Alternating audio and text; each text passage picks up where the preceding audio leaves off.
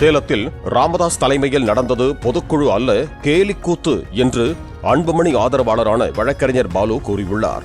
சென்னை தீநகரில் பேட்டியளித்த அவர், ராமதாசுக்கும் அன்புமணிக்கும் மோதல் ஏற்படவும் பாமக அங்கீகாரத்தை இழக்கவும் காரணம் ஜி.கே. மணிதான் என்றார்.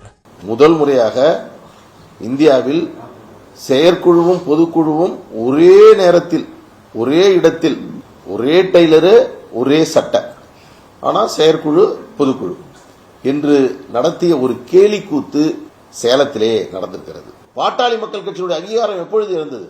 2009 இருந்தது. அப்ப யாரு தலைவர்? ஜி.கே. மணி தலைவர்.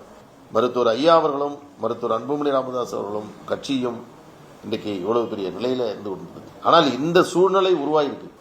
இந்த சூழ்நிலை உருவானதற்கு யார் காரணம்? ஜி.கே. மணி ஆட்டிவித்தார். அதற்கு பின்னணியிலிருந்து ஸ்ரீகாந்த் அவர்கள் இப்போ புதுசா அவங்க இன்னைக்கு இதை பத்தி பேச இறங்கியிருக்கிறாங்க. பிளே ஸ்டோர் மற்றும் ஆப் ஸ்டோரில் இருந்து பாலிமர் செயலியை QR கோடு மூலம் பதிவிறக்கம் செய்யுங்கள். செய்திகளை உடனுக்குடன் பெறுங்கள்.